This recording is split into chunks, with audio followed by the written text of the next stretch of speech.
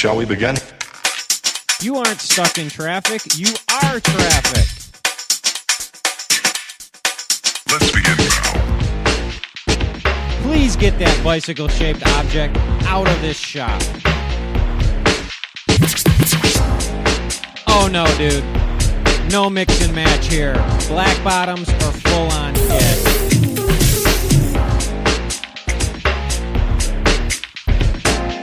Pedal on, bro. Pedal on.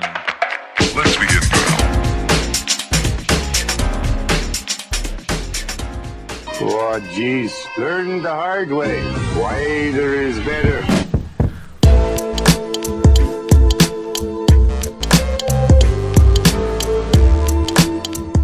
Today is Thursday, December 27th, 2018. You just downloaded and are listening to Bike Shop CX. Thanks for listening. Thanks for downloading, everyone. Music I'm using on today's show, as always, is Beat You by Philly Run. All right, this is a special episode of Bike Shop CX. This is the Christmas period over in Belgium, right? This is going to be not really a tech show, although we're going to talk a little bit about tech, but it's the Christmas period over there. There's a lot of American racers over there, so I was like, you know what? I'm just going to Skype them and see what's going on over there to give the listeners or the viewers a little taste of the Belgium Christmas period. So that's what I'm going to do. We're going to have three calls on the show today. The first one is going to be Jen Malik. Talk to her over there. Second one is going to be Tyler Cloutier. And then we're going to wind it up with Alex Morton and the Ruckus Lady, his mom, Sandy Morton, a little bit. So we're going to get that all in there. It's really fun. It's very impromptu. It's all done over Skype, so not necessarily the sound quality that you may or may not be used to, but very listenable, very fun, just casual discussion, talking about anything that comes to mind. And so here we go. Let's get on with it. The bike shop is open.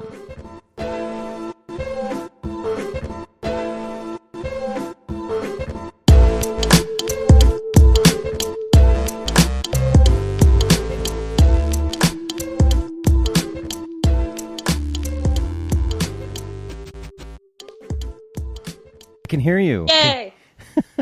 I don't know. I could hear you, and I'm like, answer the phone. I don't know.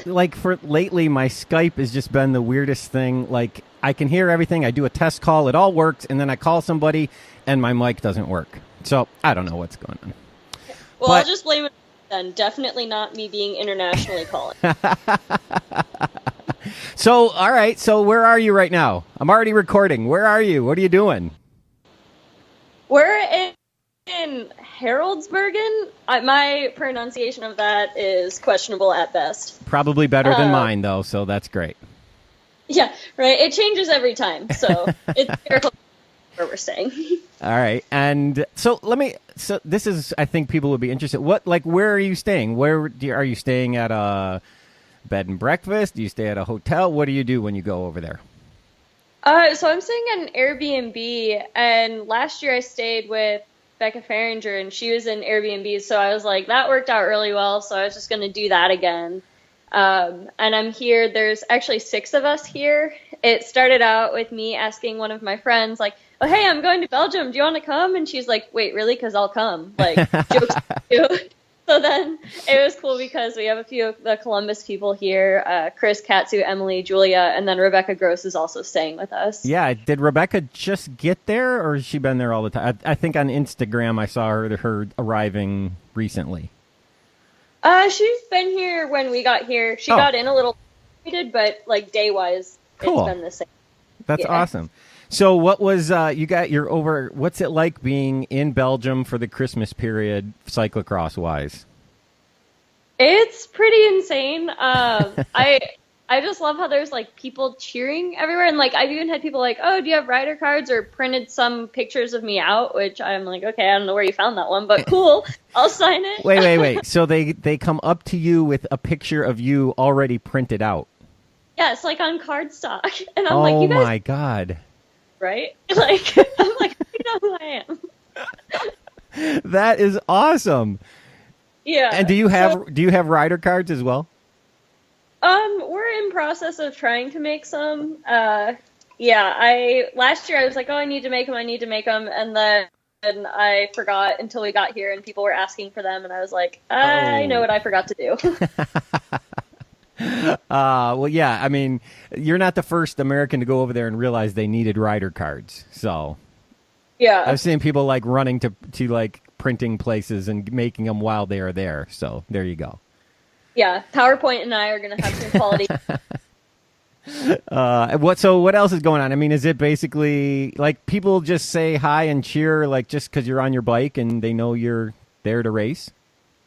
Yeah. Or like when we're warming up or getting there, like I'm in the car and they just kind of like congregate. I've been like staying around the Team USA tent space area, so like they'll come because they'll see like Katie and Becca and like Sunny was there, so they'll like come to them and then they'll be like, "Oh, are you racing?" Or they'll like see you and they'll like on the start list, because like there are people who have like the start list printed out and they try and get like rider cards from everyone who's starting the race, Right. which is cool. So Yeah. they'll just come like your warm up space.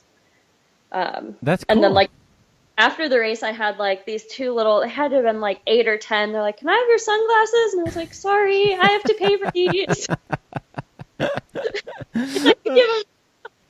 Well, if they were trying to collect every rider in the start on the start list for the last 2 races, for the women's race especially, that is a huge task. Yeah, I think what they say Zolder was the like world record for number of women starting. Was Or it? not world? Was like it? It was a. Didn't Namor set the record and then Zolder like immediately even broke it again, like the next race?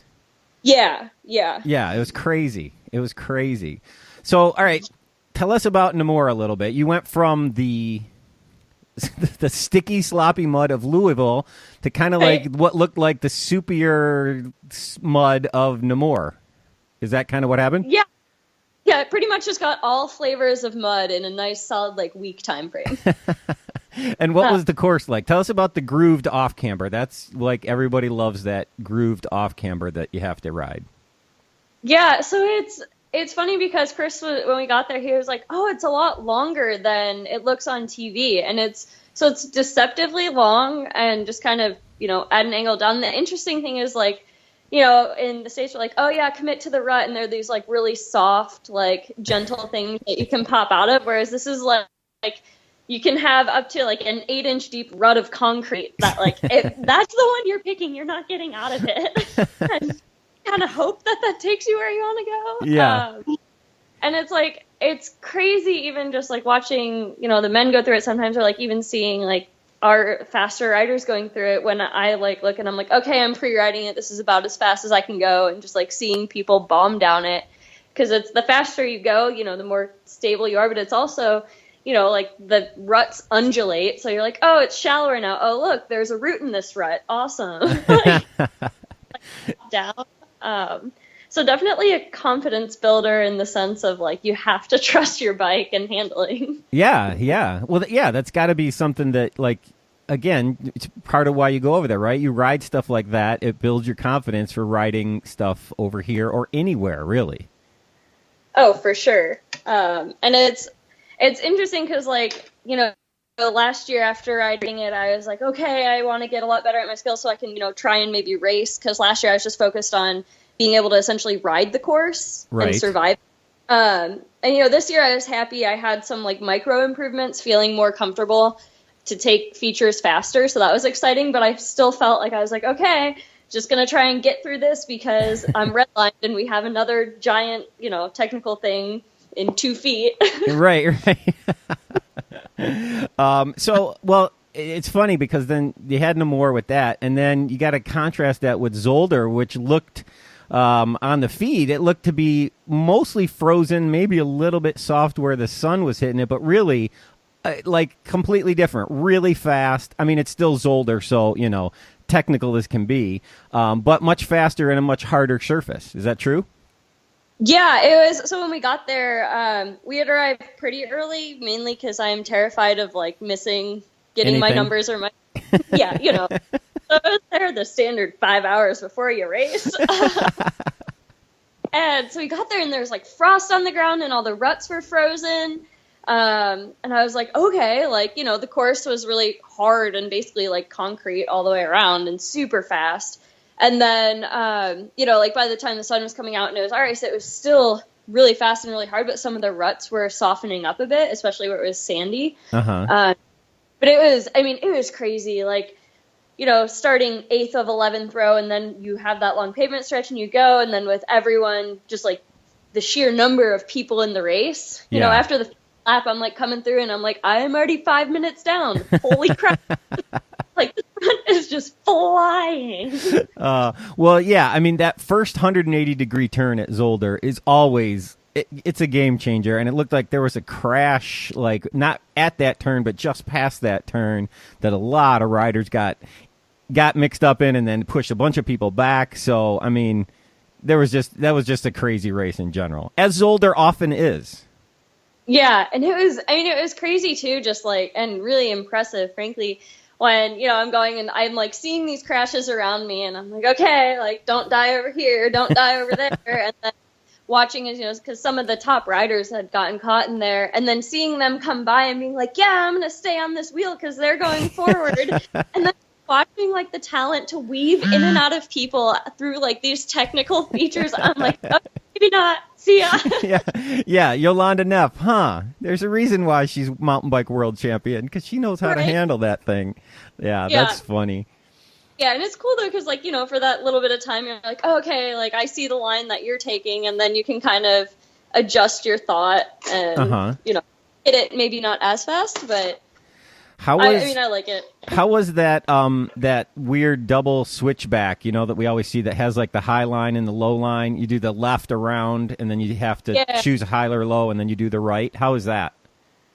So that, like, last year it was wet, so it was so much more technical, and actually, like, you kind of had to pick. But this year, or at least, like, the people I was around, it was really easy. You just went up, and then you dropped down low because you could get speed from that little dip. And then since it was so dry, you just were able to sprint up the side, and it was faster than having to make that tight turn. But on the first lap, I actually ended up, like, I had to run up that first part of the switchback, and then I just pedaled across the top and was able to pass people because everyone was dropping down low. Gotcha. And I was like, thinking. Little victories. Is there anything else, like, in Zolder that, like, stands out in your mind as far as the course goes? Maybe something we don't, like, see on the feed as much? So there's this one descent right before you make the turn onto the pavement for the finish. And it's pretty steep, but there's like a little dip before it, and then it sets you up for the next one. And you could rail this thing because it was dry, but it's really sandy. But in the little dip, there was the start of our race, there was like this deep curving rut that set you up, and if you didn't hit it, you kind of like awkwardly went into the other one. And I was like, oh, okay, I kept like messing up the little rut, and I'm like, I can do the scary descent if I could only just get this stupid. It's not the descent, it's the little. See, that's the thing with you. You can't see that on the feed, right? You can only see that by being there. Yeah, and it's and it's funny because like a lot more experienced people are like, yeah, you can just rail that rut, and I'm like, yeah, you can. You can. You can do that. So another thing that everybody's always interested in is, what did you do for tires at both Namur and Zolder? So at Namur, I ran the Limas. Okay. And yeah, that actually ended up working out perfectly, just with it being so muddy, and with it not being the Nationals, I'm going to stick to everything mud. It was nice because it cleared. Yes. And then at Zolder, I ran Griffos, and I saw Neff ran like file treads, and I was like, I mean, I'm not surprised. Like, if I had him, I probably would have pre-ridden on them to like out, but the word going around was just run your fastest tire. Oh, that's great. What about pressure? Like, what do you? I forget what you run pressure wise, ballpark. So I ran 23 at Zolder, just because it was so fast and dry. Yeah. And there are a few routes, and I know when I tend to get sloppy and just hit things. So I can't really afford to break a wheel. And then at Mur, I want to say I ran, I think 21. Yeah. And that course, it's interesting because like when it gets wet, you know, it's muddy, but it's also over like gravel, and the gravel is oddly sharp. So in pre-ride, I had flatted my front tire going down like one of the descents. I just like hit a rock, and then there's a little curb that was I like just mistimed it and like came down on the front, and I was like, well, now it's flat. Nailed it. But we were able to fix it with some sealant, but it was fine. Good. Yeah. We threw some Joe's in it. It was good. But I was just like, oh no, like really the mud tire. And how in general are the bikes working? Everything good? Yeah, we did have, so I think when I was doing my nationals cleaning, just the quick turnaround from nationals to flying out, I needed to check to make sure that like my cabling on my brakes was working well. And so we were pre-riding to Morton, I'm going and I'm like, I don't have a rear brake. It is not working. And then we thought we fixed it, and like, you know, because we thought it was just pad contamination. So we like got all that set. And then I pitted once in Morton. I'm going down like one of the hills and I like hear a ping and my like rear cable had slipped. And so I literally had no rear brake. Oh my. Yeah, that's really no brake. And I'm like, okay, well, let's see how soft this padding is. It's very, in case you're wondering, made for great recovery. But yeah, it was. And then when Katsu came in the next day, we just recabled everything, and everything's fine now. Cool. All right. Well, anyone else you want to mention that got you over there? Are you paying for everything yourself? How'd you do all that? Yeah. So I'm covering. I covered my flight, and then we're all splitting the Airbnb, but a big shout out to Red Kite Fund and Red Kite Coaching. The fund helped get my bikes all the equipment to like get it set. And then the Bike Fetish brands. So Novatech wheels, Mania saddles, HT pedals, Joe's no flats, and then TRP brakes. Well, for the brakes work, you just have to cable them. That was user error, right? Yeah, clearly user error, because they worked great once they were, attached. All right. Well, what do you got coming up? You racing tomorrow? Yeah, so I'm going to do tomorrow, then the next day, which I think I forget what race it is. I know I'm doing Lone Out, Brenadine or Bradine, however you say it, Ball, and then Brussels. Wow. So, yeah, 28th, 29th, 1st, and 6th. Nice. Well, that'll be great. And it's kind of nice having nationals out of the way, right? Yeah, I was a little worried because, like, last year, I feel like a lot of riders stayed in the States to, like, before nationals, and I was worried, like, petitioning to get into the World Cups that the spot fill. But I will say it's very nice to be like, okay, when I go home, like, I'm done. Like, I can take my off season, play the dog. Yeah, very cool. Well, hey, Jen, thank you so much for talking to us. This has been a blast. Yeah, thank you so much. It sounds like you're having tons of fun.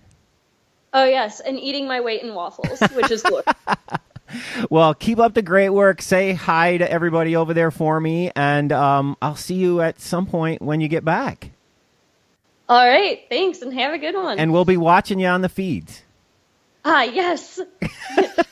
All right, Jen. Seconds. Yeah. Take care. We'll talk again soon. Thanks, Jen. See ya. Bye. Bye.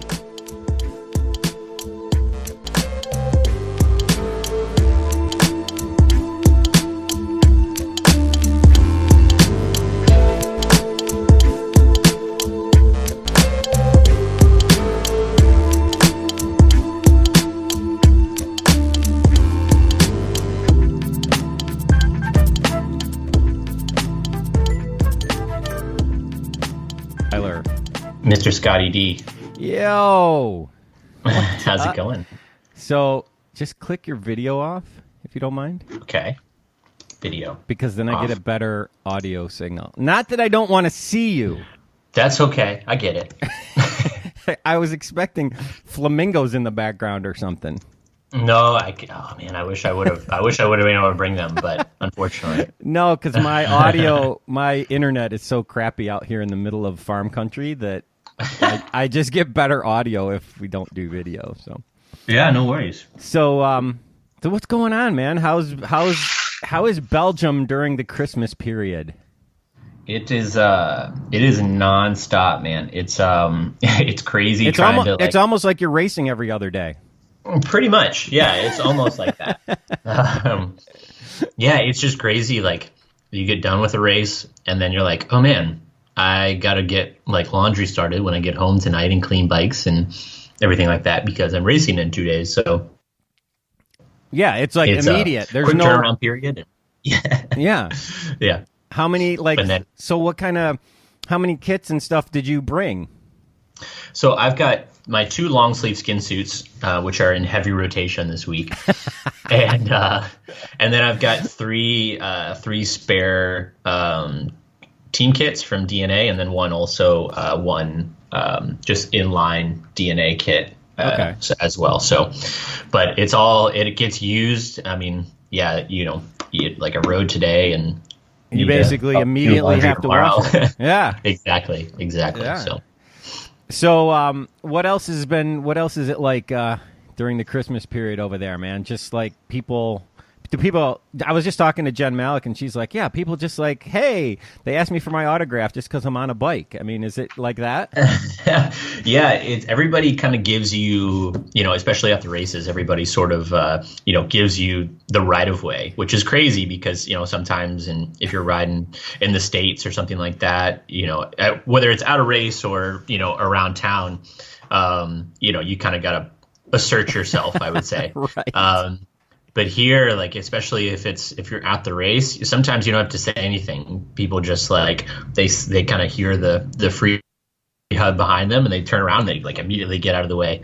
So you for sure are treated like royalty. And then, you have people coming up and asking for rider cards and asking for autographs. And it's yeah, man, it's a really kind of a rock star experience. Well, but you're used to that though, right? Being Tyler Cloutier. Exactly. So it's really no difference, but I can see where, it might be a little bit of a culture shock. So are your rider cards the ones with you laying on the sand? Yes, right from the Alma GP. That is so awesome, dude. I mean, that is going to be the most sought after rider card in the world. I've definitely gotten some looks as some... Because there are guys that collect them like trading cards, like baseball cards almost. And the first day at Namur when I handed them out, they were like, "Oh, this is a nice card." So it might take some getting used to. I love it. That is so awesome. So speaking of Namur, let's just chat about that for a little bit, really quick. So you come from Louisville, really thick, deep mud, and then Namur was kind of, at least it looked like on the feed, more sloppy, runny, soupy mud. Yeah, the crazy thing that I sort of forget about Europe is that a lot of the water or moisture is just already in the ground. And so, even on pre-ride on Saturday, it was dry. It kind of rained a little bit. But for the most part, it was relatively dry, but the course was still wet and sloppy and like soft. Yeah. And then of course the day of the race, it started to rain pretty much as soon as we woke up, and it was just this kind of steady drizzle throughout the day. And so it was, just sloppy mud. Maybe I changed bikes one time in the few laps I did before the Vanderpool Express came through. Right. But I don't, it wasn't totally necessary, and if you had a towel after that, you probably could have just wiped down the frame and it would have been all right. If it was just soupy mud and lots of rocks, lots of roots on that track, so it was something to be aware of. What was your tire choice for Namur? I went with Limas front and rear on both bikes. Just felt like I really kind of wanted the grip where I needed it, especially, for instance, some of the drops kind of had some sloppy mud at the bottom where I felt like I really wanted some tread to kind of dig in. And those tires also clear really well. Yes. So, for the pavement bits and the pit, the mechanics pit, which was actually in a construction zone, pretty much like a road. So it was nice to kind of get that clearance and get the tire ready for the next the next adventure. Yeah. So I ran those, and I think I have in my notebook here, but I'm pretty sure I ran a little bit higher than I probably would for those conditions, just on account of the rocks and roots. Oh, okay. Who's pitting for you over there? I'm working with a group called Cyclocross Custom. Cool. It's run by Denny DeHont, and there's a few other guys, and they are helping Corey Coogan-Sissick, as well as Rebecca Farringer and a few other Americans that have come over. So they've been awesome, just kind of cleaning bikes, not just at the races, but also they keep a bike or two in between the race and are able to do whatever maintenance that may be required. So that's very cool. That's very cool. It's so helpful. I mean, and that's the kind of thing it's good for like any Americans thinking of going over there. Services like that are just invaluable. Because how would you do all that yourself? Exactly. I mean, you just wouldn't be able to. Yeah, and it is so key, especially racing at any level, but certainly in the Thunderdome that is European cyclocross. Having your equipment in tip-top shape is pretty much as paramount as being physically and mentally ready for it. Right. There was a question I was going to ask you. Now I just went straight out of my head. All right, well, let's talk about Zolder then. I mean, you go from that soupy, sloppy mud to what looked like frozen, but like if the sun was hitting it, it was starting to get soft or have a little bit of give to it. Is that kind of how it played out? Yeah, for sure. I mean, we got there in the morning and it was frozen ground. Even some of the cement had frost on it. So it was chilly, about, I think the high for the day was 38 degrees Fahrenheit. So pretty cold, but the way that track kind of situates with a lot of tree cover, some of the, it felt like the sun never really came up and never really heated up. But for sure, that first 180 where I think some of the women came to grief, and then even the men got a little stacked up. It was slick mud on top of frozen solid ground. So it was interesting conditions for sure. And what did you choose for tires at Zolder? I ran the Baby Limas on those days. Cool. It was a good intermediate tread. I find that I really need as much grip as I can. But I ran a little bit higher tire pressure just because that course is really flat and the ground was so hard. So whereas in Namur, I ran 24 and 26 PSI, Zolder, I went up to about 25, 26, and then 27 in the rear. Okay. So I found it was a good tire. When I was packing for Europe, I decided, I probably don't need file treads and maybe one sort of intermediate Griffo style tread. And of course I looked at the, Matthew and Wout and those guys as we're kind of rolling around the paddock, and they've all got file treads on. So yeah, exactly. Now I think you said somewhere you were going to adopt what I think is a pretty popular strategy going into the race, which is, hey, Zdenek Stibar is way back here with us. I'll just hop on his wheel and let him tow me to the front, right? Yeah. How does that work? He was lined up. It worked, for a hot second. It was a really good idea. And then he sort of shot some gaps that I was not comfortable putting my bars into. Right. And who knows, maybe if I had followed him, it would have been the ticket to a top 20, but I highly doubt that with my that he and I have the same abilities and or motor. So he looked like he had no problem moving up quickly in that race. I think some of the women, because the women had that after that, of course, that right 180 at Zolder, they had that crash shortly after that, and I think some of the women said the same thing, because all of a sudden Yolanda Neff is way back. And I think a lot of women thought the same thing. Oh, we'll just hop on Yolanda Neff's wheel and let her take us to the front. And it just doesn't work well sometimes. No, it's yeah, there's a reason why they're a former world champion. Yeah. Exactly. Man, I remember mean, even some of these guys, it's crazy at being up in the 160s inside the top 200 in the world ranking and still being seventh row at a UCI race. It's not something I'm used to, but a learning experience for sure. Yeah. Now, what kind of place are you staying at? How do you make that work? Yeah, so last year and this year I'm staying at the Chainstay, which is on the west side of Belgium in Oudenaarde. Very cool place. Yeah, right down by not too far from the foot of the Koppenberg, the Quermont and the Paterberg, all the big climbs of the Tour de Flanders, and it helps that it's run by an American, Greg Germer, and so he has power washers and tools and presses and kind of all the things that you might need to whether you're doing road or cyclocross, or I think he even runs tours during the spring classics. So a little bit of everything for everybody. Yeah, that's a great service. I think a lot of people have used, and I've never heard a bad thing about it. I mean, they just do an awesome job from everything I hear. Mm-hmm. Yeah, and this time around, Becca Fahringer was here in January with me as well, January and February, and this time around she's brought along Carrie Warner and Emily Shields Warner, and so it's nice to have a good group of Americans here to ride with and hang out with in between. Yeah, that's awesome. And so you're racing tomorrow, right? Yes, sir.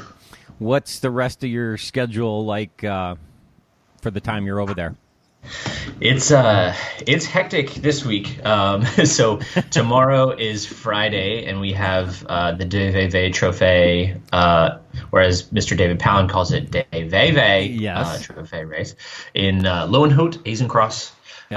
Saturday is a Brico Cross race in Bredna, and then Sunday is the Super Prestige race in Diegem. So that's what I've got. And then on the 1st, actually going to go down to Luxembourg to check out one of their races and race at a smaller C2 event. Cool. Then. Very cool. That sounds awesome. And then heading home. No, I will actually be here through the middle of February, through February 11th. So the next weekend we'll do a couple races in a town called Gullichem and Brussels, and then have a couple weeks off because Europe has their nationals that weekend after that. And then hopefully we'll be doing the French World Cup, and then maybe Hoogerheide. That's always a tough one. And then break for Worlds, and then the post-Worlds races in Maldegem, and then in Lille. Oh my God! So you're over there for a long time. I didn't realize you were staying over there that long, man. Yeah, it was. With nationals moving up, it really just allowed me the opportunity to come get, not only experience the Kirsta period, but also, especially towards the end of the season, those last couple races are a little bit more familiar to me. So, knowing the lay of the land and the course, being able to maybe not be so starry-eyed going into those. Well, that's going to be really cool to get to watch you over there. And, when we do our TDD-TIE shows, we always mention any place any Americans are. So that's going to be great, dude. Yeah, it should be exciting, and hopefully I make the results or the live stream for the right reasons, and not because it's one of the the flashback crash footage. The flashback crash or the laps, right? Getting exactly lapped. Right. Yeah. Exactly. No, you don't want that. You don't want that. So, all right, dude. Well, thanks so much for letting us grab you for a second while you're over there. Maybe we'll have to, since you're over there for so long, maybe we'll have to do it again. Sounds good. Happy to do so anytime you want me on. We can make it happen. All right, that's cool. And hey, so best of luck, dude. We'll definitely chat or whatever when you get back. And man, just keep crushing it over there, dude. Sounds good. I appreciate it. All right, Tyler. We will talk later, man. Thanks again. Yeah, no problem. Have a good one. All right, bye. Bye.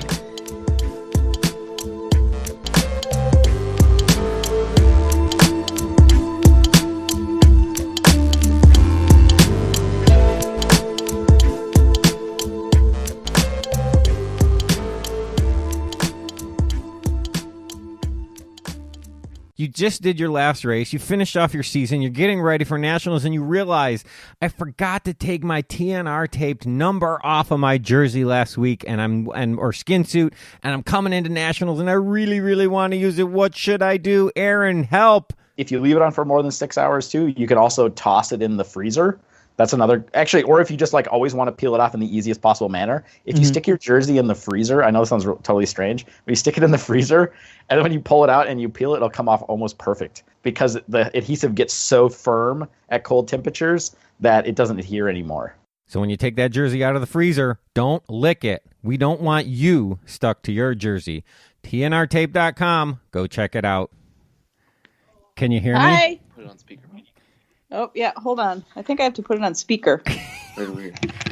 Oh. Yeah, and don't put video on, just audio. Because I'm in pajamas, so. Okay, I think we got it now. And you guys are both there. Yeah. Yeah. Alex, how was the ride? Yesterday or today? Or today or both? Today was pretty good. Yesterday, not so much. What do you mean? Why? I just had a bad day, and then I had a crash and hurt my foot later on in the race. Oh, you mean? But, you're talking about the race. Yeah. Yeah. Oh, okay, all right. I thought older. I thought maybe you spun afterwards or something. So No. I've been asking everybody this. What are you? And so just so people know, I mean, I kind of said at the intro, but we got Alex Morton and the world famous Ruckus Lady with us. Oh my God. You thought you lived that down, but it rises again. It rises again. Yes. So, Sandy, what's it like being over there as a mom watching the kids race? Nerve-wracking? No, because here I don't have any expectations. I don't know what's happening. I mean, half the time I'm trying to find stuff and figure out where to cross the track or where do you sign in and stuff like that. So I have no time to be nervous. Right. And so, like, where are you guys staying? What kind of place? Right now, when we first got here, we were at a B&B in Havre. And then we met Alex and Gabrielle in Brussels. But right now we're in Leuven at a hotel. All right. So everybody's together. And then when you say Alex, you mean Big Alex. Yeah, Big Alex and Gabrielle. Yeah. So, the other thing we should say on here is that for people that watch the live stream of U.S. Nationals, that was not Big Alex. That was me. Yes, I know. Tim Johnson got a little bit confused there, but that's all right. I know. You'd think he'd know better by now. So, Alex, you went from what's it like? Now you got to be. This has got to be true, man. You had the first time you race in Europe, and you get to pull on the national jersey. What was that like? Did it add extra watts to your legs? Definitely. It was interesting because I would have thought, like, everyone says second place is like the biggest motivator, and now after getting a big win like that, I'm like, definitely not. Not anymore. All you want to do is win again, just to get that feeling back. So definitely wearing a special skin suit gives me some power for sure. Right, for sure. So, and along with that, what's it like just being in Belgium during the Christmas period, you guys? Is it like crazy? Oh my God. Cyclocross wise? Well, that is. Yes. That is for sure. But I mean, because it's race after race. Every other day, it's like you're done, then you go the next day pre-ride, and then you race again. Uh-huh. So it's busy. But as far as actual Christmas goes, it's chill. Not a big holiday over here. Yeah. And Alex, when you ride, do you have like people stopping you and asking for autographs? And do you have rider cards? At the races, they do, like photographers and stuff. But I don't have rider cards with me, so they're kind of disappointed. But they get pictures of me, especially now that I'm wearing like the national skin suit and stuff. Yeah. More so now than like previous blocks, because before I was just like some normal USA rider. Now I guess I'm special. Well, it just draws attention. Yeah. And he definitely likes it during the call-ups when they announce him as the national champion. Oh, yeah, that's really cool. Well, that's awesome. Hey, well-deserved, man. Well-deserved for sure. Thank you. So let's just talk about Namur for a second. You got a top 10 there, right? Yeah, I got 9. How was that? We've talked to a couple of people. You went from like the sticky, thick Louisville mud to what looked like a soupier, thin mud because it was raining. Was it raining for your race? Yeah, it was. It was raining. So compare that for me. Well, there was actually, I mean, obviously not nearly as much running total as nationals because nationals was pretty much all running, but it actually felt like I hear Namur is one of the hardest World Cups physically during the whole season. Mm-hmm. But after coming from nationals, I was like, you know what, this actually isn't too bad. So my perception of pain kind of increased after racing nationals. So I think that kind of gave me a bit of a boost, but it was a really fun track. Yeah, for sure. Well, is there any part, I mean, we all know about Namur, that grooved off camber. Everybody sees that. Is there any other part of the course, though, where you're like, oh, this is really tricky part that you don't really get an appreciation for when you watch it on the feed? What about that one big long downhill that swoops?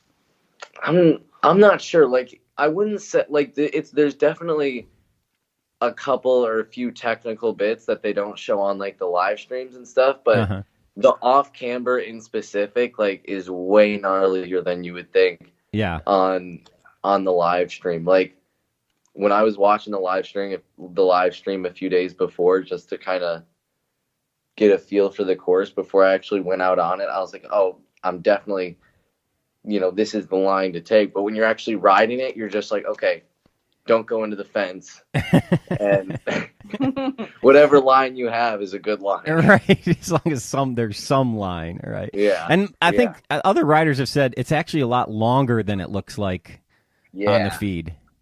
Yeah, yeah. It's pretty long, but you're so focused on not falling or crashing or making mistakes that you don't really notice it goes by quickly. Yeah. But that was by far my favorite part of the course. Cool. And what did you do for tires at Namur? I did the Vittoria wets, the Tirreno wet. Okay. And then I went up a little bit in pressure because there's a lot of rocks and stuff there. Mm-hmm. So I went up to like 20 PSI. Yeah. Which is because you're very light, so people know. Yeah. Yeah. And now, Sandy, you're sitting there. Go ahead, Alex. Go ahead. Oh, I wasn't going to say anything. Oh, I thought you were. Sandy, you're sitting there watching. What are you thinking? Were you like running? Were you like running around from spot to spot, or did you kind of just pick a spot? You really can't do that with all the crowds over there. No, actually, you can. Okay. I mean, because that's what I usually do normally. Yeah. If you're a mom wanting to see their kid race, then you can make it where you want. This is true. I was pretty much all over, kind of running around. During the junior race, the crowds aren't as big yet. Oh, true. So it's really no problem to see whatever you want. Mm-hmm. The one thing with Namur, though, is you can't see a lot from any one spot. You kind of do have to run around. Oh, okay. Because it's very wooded and shielded and stuff. Huh. But yeah. So you got that gets over. Then you go to Zolder, which is like it looked like more like a frozen, really hard, frozen, fast surface. It probably was even more frozen for you in the morning, Alex. Right? Yeah. Earlier. Yes.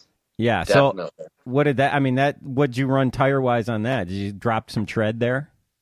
Yeah, I went down to the mix, so more of like just like the mid tread, I didn't bring any dries over with me, so I didn't have any files Uh-huh. to race on. If I did bring them over, then I probably would have rode those, but I didn't have any problem on the tires that I was on, but definitely went up a couple pounds of pressure for how fast it was. Yeah. But yeah. And then you said you had some trouble. So what happened? Yeah, I think it was really cold that day, like probably around 30 degrees. Yeah. Mm. And I don't know, if maybe I didn't warm up enough or what, but like I had a good start, and if you've seen like the live stream or anything, you would know that start is like a half a mile long. Oh, it's so long. So like I got off the line good, and then all of a sudden, like we get up to top speed, and a lot of people are passing me, and then I kind of tried to settle in from there. I didn't quite have the legs, and then I just made a stupid mistake later on in the race and ended up crashing and kind of like straining my left foot, and then I could barely pedal on the last lap. So is that getting better? Yeah, it's fine now. I'm not really sure if I just kind of like hit a nerve on something or like a funny bone kind of thing. Yeah. And it hurt afterwards, but yeah, now it's fine. I stretched it out a bit, and those can go away quickly. Yeah. What about the famous like double switchback thing at Zolder, where you have the two lines that you can choose high or low, and then you make that right turn onto the pavement? How was that thing to ride? To be honest, it wasn't as exciting as you would have thought, or as you would see on TV. It's kind of just, go for whichever one there aren't people on. Right. Okay. Good. Well, especially when it's frozen like that, that's probably right. Both lines are probably similar. Yeah. Yeah. Yeah, they are pretty close together in speed. Sandy, what was if you compare Namur and Zolder as far as spectating, which one did you like better? Oh, Namur was way better. Zolder was very difficult. I was able to go to the start finish because, to get his clothes and stuff like that. And once down there, you're on the racetrack. And if you cross over, you can't get all the way over to the other side. It's so spread out, and it's almost elongated, because it kind of goes on it. The focal point is that long stretch of pavement. Right. And there was just a lot of pavement. It just made it very hard to go anywhere. So I was kind of stuck in the area right, the stairs. Yeah. That you see them run up. Right. I was kind of stuck there, and around the corner was some deep, what was that? That deep pitch before you came onto the, yeah. Do you know what I'm talking about? Yeah. Yeah, there. That's pretty much it. That's all I could see. So it was terrible trying to wait for it to come around. And I'm going, okay, why do people have races at racetracks? Because if people know what you look like at the U.S. Nationals, you're all over the place. I bet I saw you a dozen times at least. I know. Are you everywhere? Are you taking pictures, video, anything like that? I did take some pictures of Zolder, and I took some of Namur, but not as many as I would like. I didn't have my actual camera. Okay. I just used my phone at Namur, but at Zolder I have my camera, and I got a few. Okay, but I cool. hadn't taken video yet. I'm hoping that these next races that Alex does, I'll be able to kind of navigate better. Okay. And get some more. Yeah. Well, that's a perfect segue, Alex. What's coming up schedule-wise? You racing tomorrow? I was gonna race tomorrow, but I decided after Namur and Zolder that I was gonna take tomorrow off and then come in with a little bit of fresher legs for Diegem and Ball. Okay. 2 days later. And Brussels is like 5 days after that. Yeah. Oh, yeah. So you're staying there for all of those? Yeah. Okay. And then what's the plan? Are you coming home before Worlds, or... Because we should say, in case people didn't see it, the Worlds team for juniors has been announced, and your name was on it. Yeah. So are you coming home? Staying. You're staying all the way till Worlds? Yeah. Yeah. Okay. Well, he is. I'm coming home on the 15th. All right. And Yeah. well, that'll be good, man. You'll just kind of be wrapped up in the culture. You can just take that right into Worlds. Right. What are you looking for Worlds? What are you thinking? Well, I know I'm definitely capable of a top 10 at Worlds, so maybe even a top 5. So I just need to ride a clean race, and I hope, from what I've noticed, I think I'm just good on the courses that hurt more. So I hope it's like I hope it's just a really, really hard course. Yeah. And so what's going on? You want to mention the Cannondale squad, right? Yeah. Any other, who else is helping you out while you're there?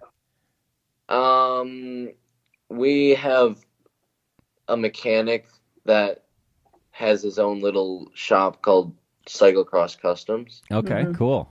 And he's kind of been the one. Is he pitting for you and stuff? Yeah. Okay, cool. All right, well, that sounds like a blast. Sounds like you guys are having fun. Anything else you want to say or mention? Anybody you want to say hi to? Because, everybody listens to this. Well, hi to Bill and David. Yeah. Okay, yeah, well, I'm sure they'll listen. So there you go. There you go. Because David was running all over with me at Nationals, and I really appreciate that. I know. My wife was asking me, she's like, what is David always with Sandy? And I'm like, well, I think that was kind of, he got that assignment from Alex. Well, she wasn't there, so. So somebody had to do it. So. Oh, that's funny. Yeah, and in my hurrying all around, he was making sure I didn't fall in the mud. And stuff. Right. Made sure you had good footing and everything. So, all right. Well, you guys, thanks so much for being on with us for a little bit. That was awesome. Thanks for chatting about the races. Alex, best of luck, dude. We're going to be watching and cheering. So, thank you. That's going to be there. So, and any issues at all, give us a ring, and maybe Alex, if you're over there that long, maybe we'll hook up again and give you another quick call between now and Worlds or something. Awesome, for sure. All right, guys, have fun. I know it's getting late over there, right? It's not even noon here yet. It's 5:20. Oh, late-ish. Time for dinner. So, Yeah. All right, you guys have a great time. Hope you have a great New Year, and we'll talk again soon. Okay, you too. Thanks. Thanks. Bye-bye. Bye.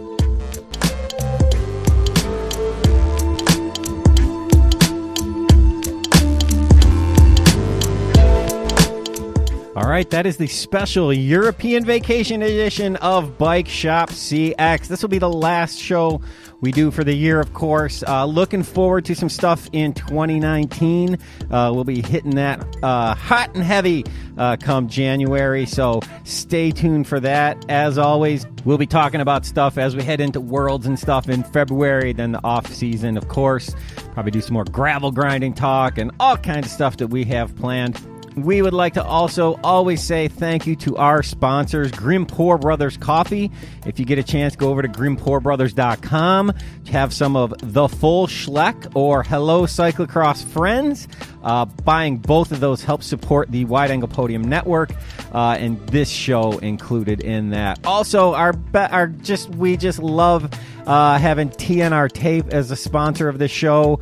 Just great things going on with TNR Tape this year. Sonny Gilbert using it and just crushing it over there in Europe and just having a blast as an ambassador for TNR Tape this year. So we just love being a part of that whole mix, as is Tyler Cloutier. I forgot to ask him, but I meant to ask him. Tyler's over there using TNR Tape while he's over there. It's just really good stuff. They're getting really good results using it over there. It is World Cup tested. So if you want to try some, get on over to tnrtape.com. And as always, it is just a pleasure being a part of the Wide Angle Podium Network.